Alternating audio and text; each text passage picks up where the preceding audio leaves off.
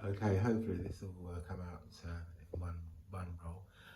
Yeah, so Idpoo Z8 with some modifications made.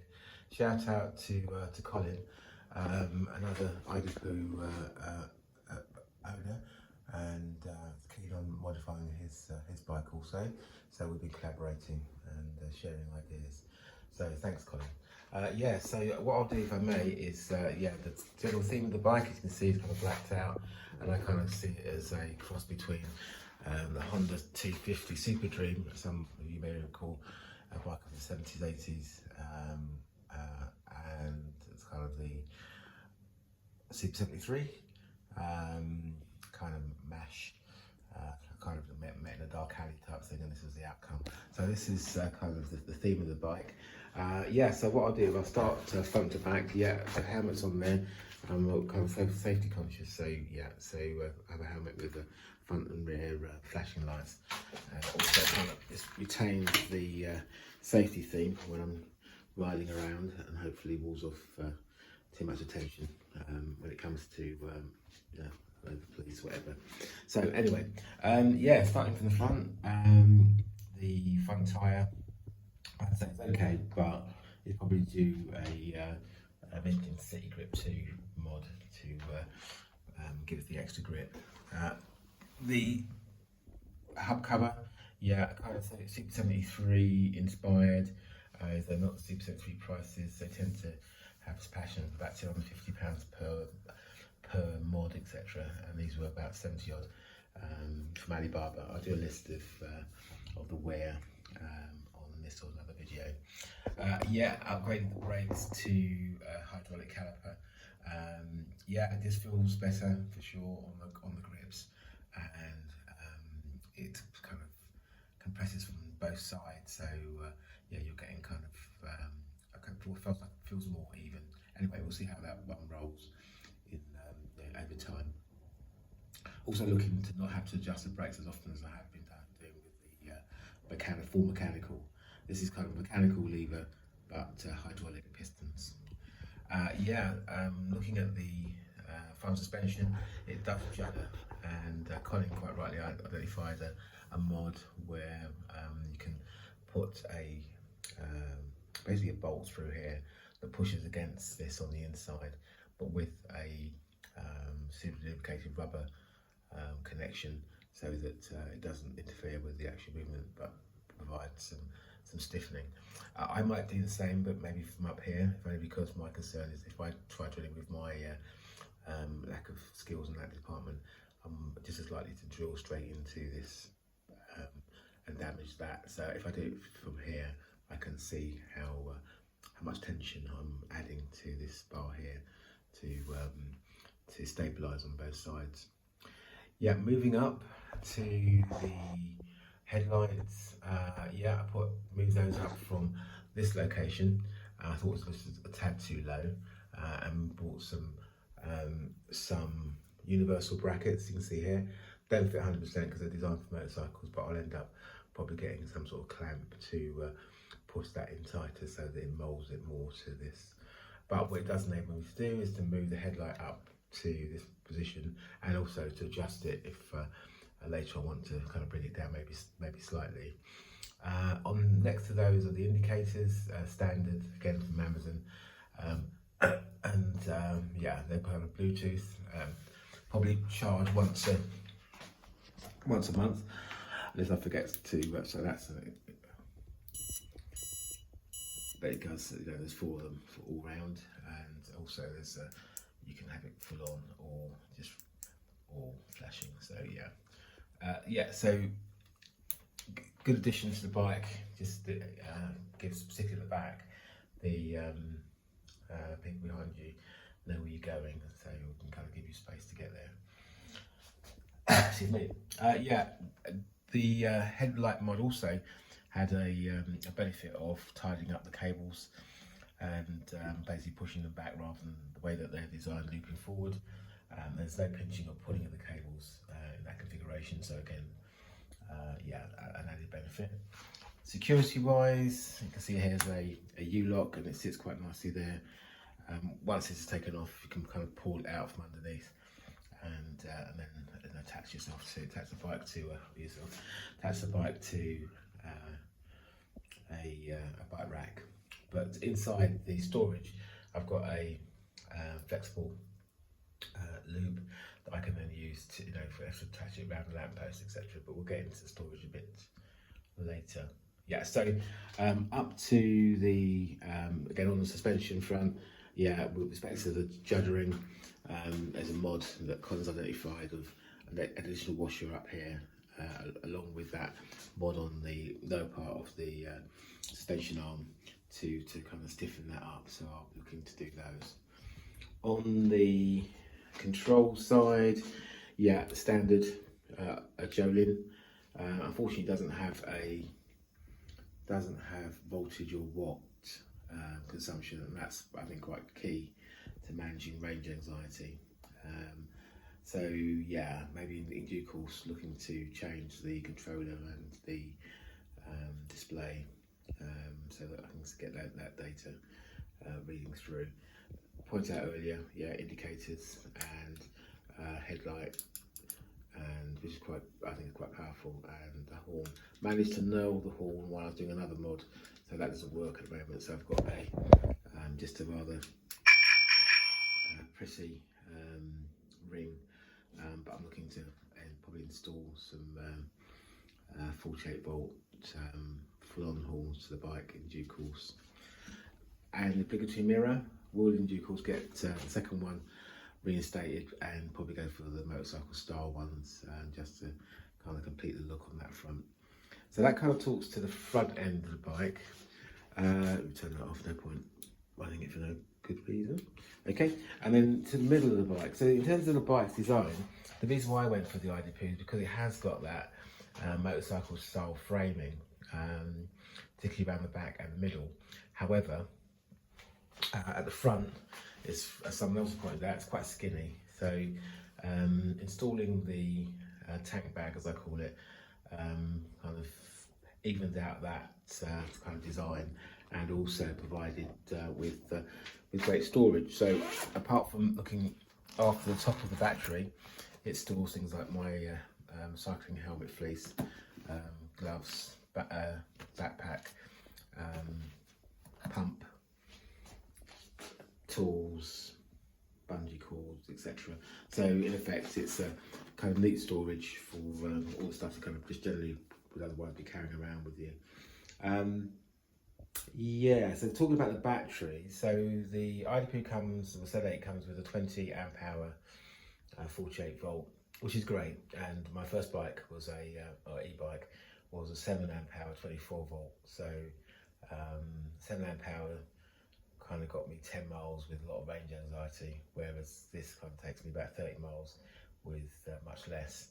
But yeah, on the return journey, you're kind of thinking, will I make it? So just dial down the speed for sure. But so I installed a second 20 amp hour on the down tube here, using, I won't take it apart, but there's rib nuts that hold that to the bike, and some straps, because belt braces, as it were. And I've covered it with the cover, the battery cover, one for protection. I was out yesterday, and you can see here it's kind of picked up some splatters, etc. So yeah, and it just with the tank bag and the battery cover, doesn't kind of shout out how much battery kit you've got on the bike, and obviously the battery is the most expensive parts of the bike, so you don't really want to draw too much attention to those rather expensive items. So a combination of covering them up and protecting them seems to kind of at least I feel makes them less attractive in that respect. Okay, again in the centre of the bike, I covered the centre section with some panels, and I used, just to, might do an independent video on it, this material, which is kind of an aluminium mesh, a light one, and the added advantage of it is that you can cut out the shape, obviously much larger by about a couple of inches, mould it with your hands to get it into position, and then once it's in position, use your hands to grip underneath to pull it even more tightly into shape. Once you've kind of got the mould, then you can cover the inside with epoxy resin, and fabric material to stiffen it up, and then the outside, as I've done here with vinyl or another material, you might want to, I don't know, you could even cover it with the like Isopon and then sand it down and make it a kind of full-on motorcycle side panel. But yes, I've gone with the vinyl to kind of blend it all in, and that seems to work. I will in due course take that out and sharpen up the edges, and then probably use Velcro to tether them in place so that I can get kind of easy access to the storage compartment that's now being created. So that kind of just pulls the middle of the bike together, I feel. In the centre of the bike, the seat is a bit low, and Colin came with a solution to that by creating, as it were, a spacer to raise the seat. So I'm investigating doing something similar. At the same time, possibly getting another kind of cafe racer style seat with a hump on the back, to see whether that would then provide the extra height when you're sort of pedaling the bike, and see what solution kind of lends itself to that issue. But as I say, it's not a comfortable bike I'm 5'7", and it's not a comfortable bike to pedal, so that would definitely make it easier to pedal for sure. Yeah, still to the back of the bike, I've put a bag on the back, and basically a tool bag for a motorbike, but I use it for my wet weather gear, which is a poncho, and it works well. Also, you kind of sit back into it when you're on the bike, so it kind of acts as a little bit of a bit of support there as well. But the poncho, slight mod to that, of course, is that I've put some Velcro strips on the inside at the front, and what it means, or provides, as it were, is you probably just see here, there's some Velcro on the bag, and I just kind of put the Velcros together, and that holds the front of the poncho from flapping up, and basically keeps my thighs dry when I'm cycling. So I think all I need to get in terms of further wet weather gear is a pair of very light wet weather trousers, and I think give or take an absolute hurricane or thunderstorm, I'll be relatively dry. Okay, moving to the back of the bike. Again, another kind of mash-up, motorcycle meets e-bike. This rack here is off of basically a motorcycle aftermarket rack, but the arms were very chunky and wouldn't actually match onto the back of this bike. So I've got a couple of just metal rods, and using my trusty riv nut, drilled in through and then riv nutted here and here, and the actual rack to here and here, and then I've got another one there just to hold temporarily the indicators. But I'm minded that if a heavy weight was applied, it probably want to bend here, so I'll probably end up putting strengtheners here and over here, so that it'll take, I don't know, 100 kilograms, he said, or thereabouts. So that's the plan. Future developments of the bike, again, it is very stiff on the rear suspension, and I was out on a 30-mile ride yesterday and came over some speed humps, and you find yourself being kind of ejected from the seat. So it definitely does need some attention on the rear suspension. So investigate maybe get some air dampening suspension on the back, and that might will quieten that down. And then the major one would be 52 volt, but that's sometime next year if that occurs. And so so that would then provide a bit of extra power, some bits of a range, but a bit of extra power. And the final mod, he said, it being in that flight fancy mood, it would be a front hub, another 750, so it fits in with the rim covers, and that will then give me the extra torque to climb any mountains, they say, and then another 93 newton meters of the unit is, and the extra acceleration, because speed wise it kind of tops out around 23, 24, and on this bike that feels, for me at least, fast enough. So I think where I've kind of enjoy its will be the acceleration and hill climbing ability, as it were.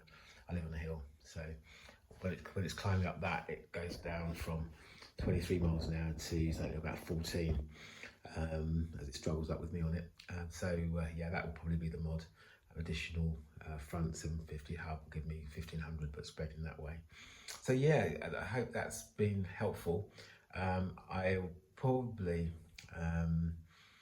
do another video on the panels. I enjoy doing those, truth be told, and I know I can kind of make them tighter on that one. And yeah, last but not least, second last but not least, I was looking at pulling together the centre console, and again talking about that material, the wire mesh, and how easy it is to kind of mould and shape and create. Was to put a centre console here and put in the display unit into it, etc. Not so sure. So yeah, often you kind of try something out, see whether it works, and if it doesn't, then hey, you've learned a new skill. So yeah, maybe another mod in the not too distant future, or when I update on the controllers, etc. I might have a second view on that. So yeah, I do hope that's been helpful. Do like if you're into that, into this type of bikes. Subscribe if you want to follow additional information. Again, shout out to Colin for the collabs, and yeah, we'll kind of keep that communication going. So yeah, have a great day, and hope you enjoy. Thank you.